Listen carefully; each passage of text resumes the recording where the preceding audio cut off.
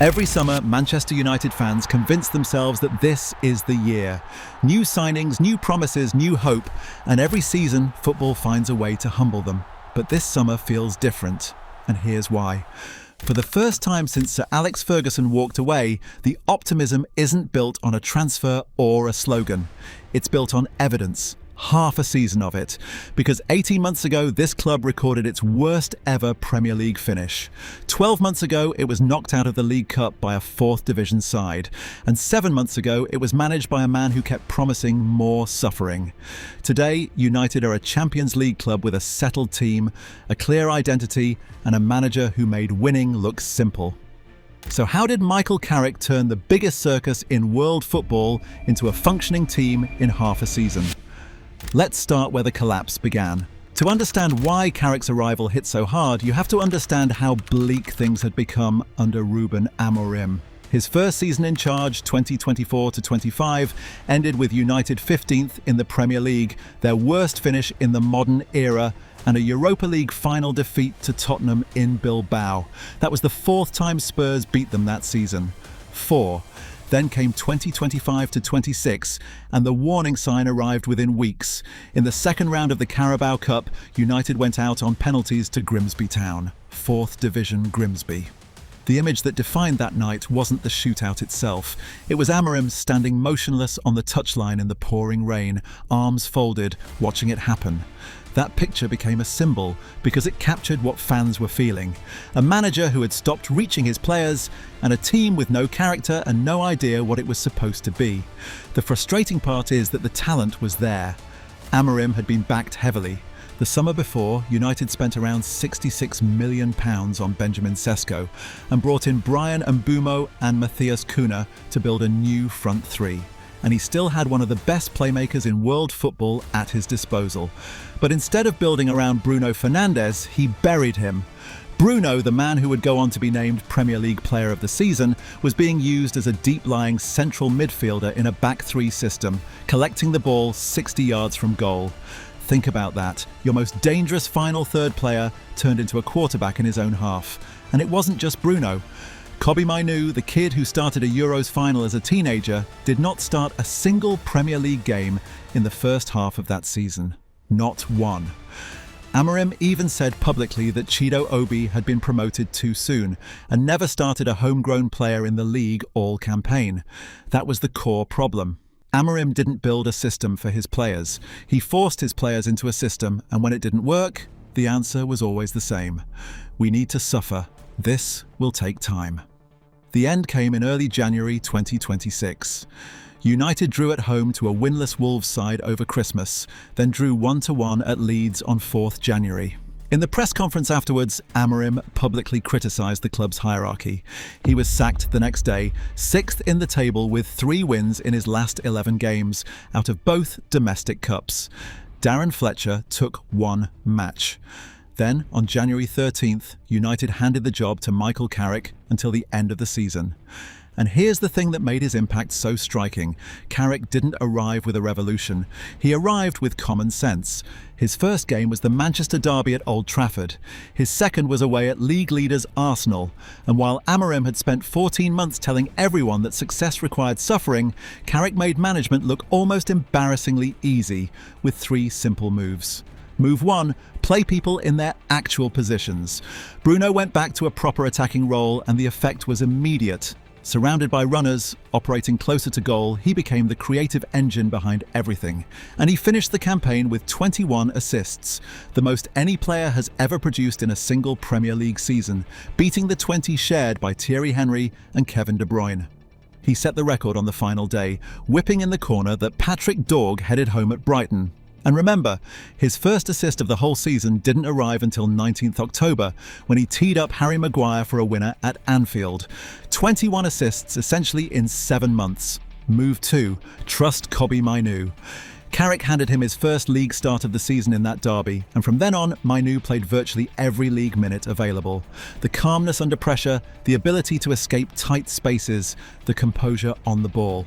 Casemiro publicly said Mainoo could be one of the best number 8s in the world for the next 12 years. People had genuinely forgotten how good this kid is. That's what bad management does. Move 3, stability. Carrick named more or less the same 11 every week.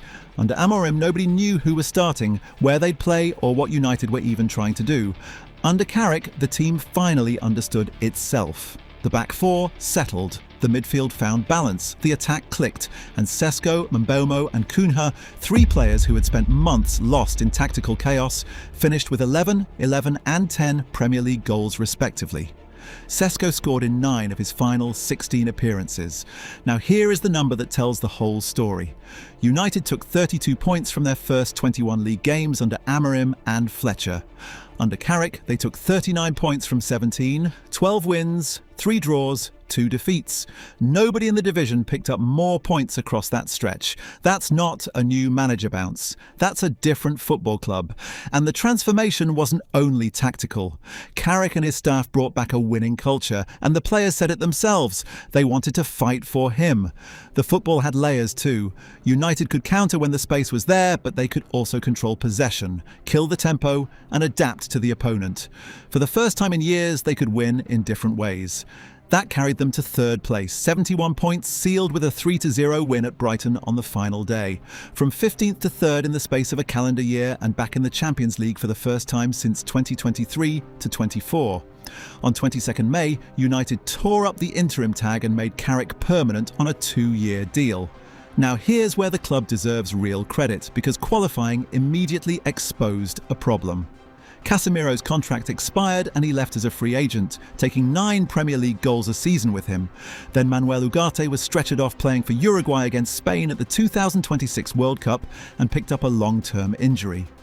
Overnight, Kobbie Mainoo was effectively the only fit senior midfielder at a Champions League club. Jason Wilcox and Omar Berrada had to be flexible, and the window was brutal. United missed out on Elliot Anderson, who went to Manchester City for £116 million.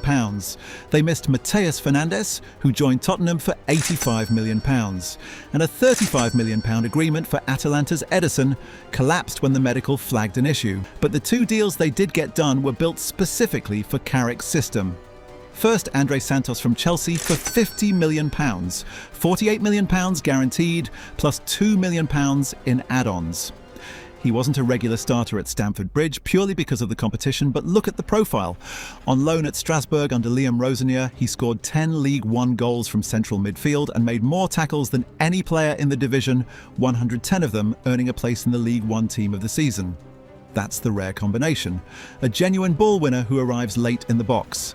And that's exactly the fit next to Mainoo, whose superpower is receiving under pressure and dribbling through traffic. Santos reads danger, wins duels, moves the ball forward quickly. Crucially, he replaces the one thing everyone forgot Casemiro provided: goals from midfield.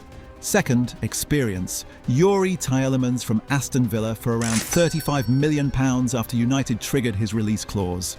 29 years old, over 240 Premier League appearances, and fresh from a World Cup where Belgium reached the quarter-finals. Tielemans is the guy who always seems to have time on the ball. He can slow a game down, switch play with a long diagonal against a low block at Old Trafford, and cover every midfield role. With Champions League football added to the calendar, that flexibility isn't a luxury, it's a requirement. And United are still hunting a third midfielder, with Roma's Manu Kone among the names on the list. And while the signings are exciting, some of the deeper optimism is about what's already inside the building, though it comes with a reality check.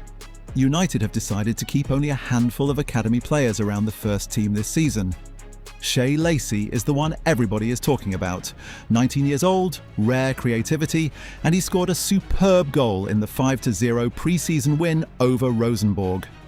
Chido Obi is already in the senior group after topping the U21 scoring charts, though Amorim's verdict that he came up too soon is a fair warning about pace of development. Then there's JJ Gabriel, 15 years old, nicknamed Kid Messi inside the club, fending off interest from across Europe and expected to make his senior pre-season debut. But not everyone is on the fast track. Harry Amas, after a hamstring injury wrecked his Norwich loan, has been told he's unlikely to feature and is available for sale in the final year of his contract. That's the honest version of the academy story. 2 or 3 real chances and a lot of hard calls. So, back to the question we started with. Is this real, or is it the start of another United cycle that ends in nothing? Nobody can promise you a title, and the warning signs are already there. Sesko has been managing a shin injury through pre-season, Mainoo came back from the World Cup carrying a knock, and United lost their first friendly 1-0 to Wrexham. It starts for real on 22nd August, away at newly promoted Hull City. But for the first time in over a decade, the optimism isn't a leap of faith. The identity is real. The 39 points in 17 games are real. The recruitment finally matches the manager's system, and the manager himself isn't asking anyone to suffer. United fans don't feel like the club is starting over anymore. They feel like it's building, and after 13 years of false dawns, building might just be the most exciting word at Old Trafford.